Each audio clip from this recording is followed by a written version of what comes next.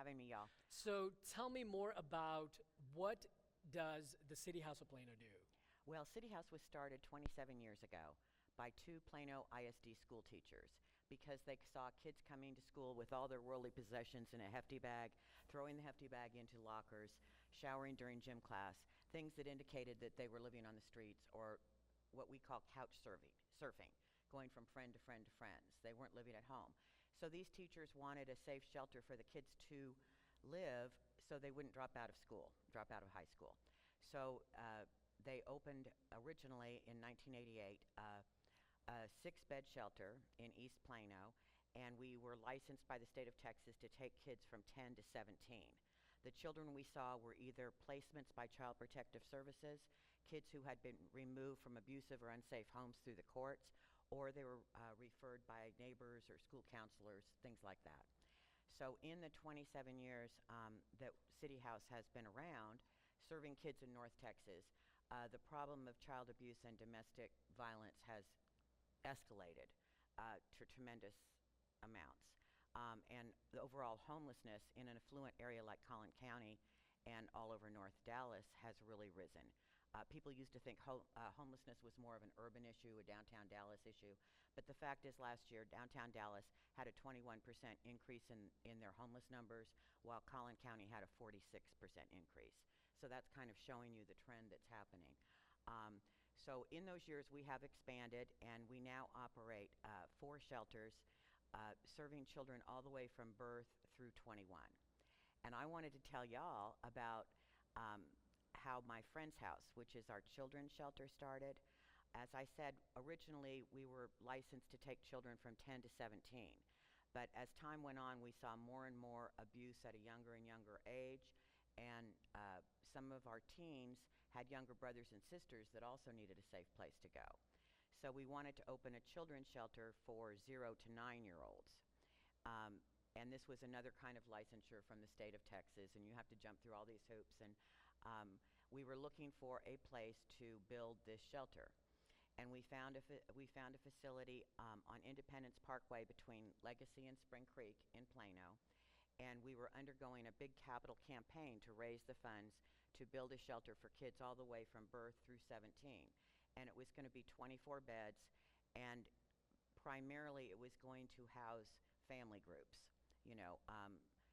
to siblings 2, 3, 4, 5, ranging in age. Because many times when these children are removed from abusive homes by Child Protective Services, it's not just one child involved. It's, sibling groups of 2, 3, and 4 kids. So we were under construction on this big 10,000 square foot, 24-bed facility. And it was, as you can imagine, a very expensive thing. And we'd been raising money for it for years. And I'm trying to think of the year. I think it was 2008. And they never said that a tornado went through Plano, but they called it tornadic winds. And at that point, the shelter was just a frame stage. And the tornadic winds damaged it to such an extent that it had to, we had to start over from scratch. And around that time, the nation's economy and local economy sort of tanked. And one of the pledges that we had towards the building of this facility, they had pledged $500,000, and they were only able to fund $125,000. So, it was delayed. The building was delayed. And it looked like we weren't going to be able to open the same year that we were licensed to open, which is a big deal, because if you don't open the year the state of Texas gives you the license, and you have to reapply next year. So one of our longtime supporters is Christine Cook of Sleep Experts. I think y'all have probably heard her commercials on TV and radio. I kiss my big screen every time I see her on TV. Anyway, she has always provided beds for us for our different shelters. And because she's a big-time advertiser on local TV and radio, she knows a lot of those folks. And one of the people that she knows is Jody Dean, who is the morning disc jockey on K-Love. And Jody works from 5 in the morning till 9 in the morning, drive time, Monday through Friday. So Christine told Jody about City House and about this children's shelter that we were trying to build, and about how the winds blew it down and all this.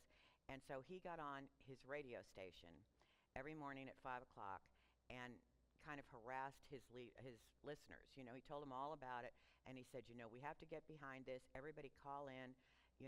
send a check, do this, do what you can to help out. And these are all commuters listening to him. And so he was just going on and on 4 hours a day for about 6 weeks. And at the time, people thought they were calling the KERA phone bank. You know how the phone bank people work? And it was myself and the receptionist. And I remember very well because I had to be at work at 5 in the morning for 6 weeks, and that wasn't exactly my best time of day. So we were just answering the phone constantly saying, yes, I can take your credit card, or yes, mail your check too, or, things like that.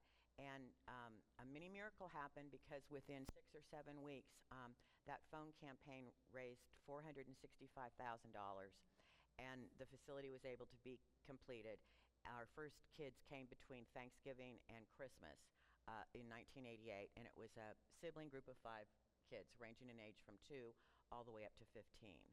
So that's kind of how you have to sort of think beyond profits and sort of help for the best. But in our 27-year history, there have been many miracles like that all the time. Ours is a very much grassroots effort. Sure. I love your message about growing and personal self-growth.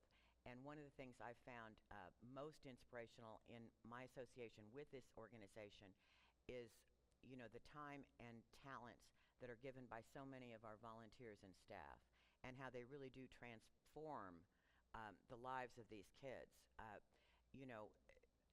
Our kids come to us, and they've all had sort of very difficult and challenging backgrounds, to say the least. And I like to explain it by saying they come like a little tight fist. They're freaked. They've been taken away from their parents in their homes, or they've been hurt, or they're medically injured and things like that. And so they come to us, and honestly, even the worst case I've ever seen lightens up, kind of blooms after 2 or 3 days. They start hanging with the other kids. They start relating to the counselors and the volunteers and the staff members. They realize that they're getting fed 3 times a week. Sure. One little girl, I asked her, she was about 9, I said, what do you like best about this shelter? And she goes, we eat all the time, Right. I thought that was great. Right. So the message that we're trying to share here is, when you think beyond profits, it's the example that Karen gave, is money is not everything, and we all know that. That message has been said so many times that it just falls on deaf ears now. We all know that money is not everything, but yet it becomes a huge part of our life. It is important for survival, and it is important based on standards that you set for yourself, which means if an organization like yourself, you need funds to run or bring back that facility that was destroyed in the tornadic winds, Yeah. then it requires certain effort. It requires different kinds of strategies that need to be put in and reach those goals. So when we say think beyond profits, people sometimes misinterpret that and say that, well, without money you can't do anything in life. Well, that's not the message. The message is that you have to find that exact value that you need to put on that asset of yours, that car of yours. If it was not there tomorrow for you, what are you going to do? Does it make you feel unhappy? If that house is going to get foreclosed and you are not going to be able to pay the bills, what is the strategy? Is it going to make you feel so low that you end up in depression? Mm-hmm. So there are so many different aspects of that people experience differently based on who they are, what they are, and what their experiences are. And that's why we wanted to share a great story. I know Karen and I, we discussed this before as well, that when you can call it miracle, whatever your belief system is, whatever it is that you believe in as far as a miracle or making things happen for yourself because you have your own effort, you want to do it, and you want to do it for yourself, it's just a label that you want to put on it and work toward it.